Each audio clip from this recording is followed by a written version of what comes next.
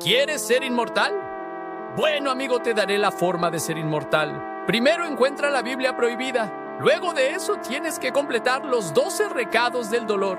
Luego que termines tendrás acceso a la inmortalidad absoluta y total. Eso sí, tienes que estar dispuesto a sacrificar todo lo que amas.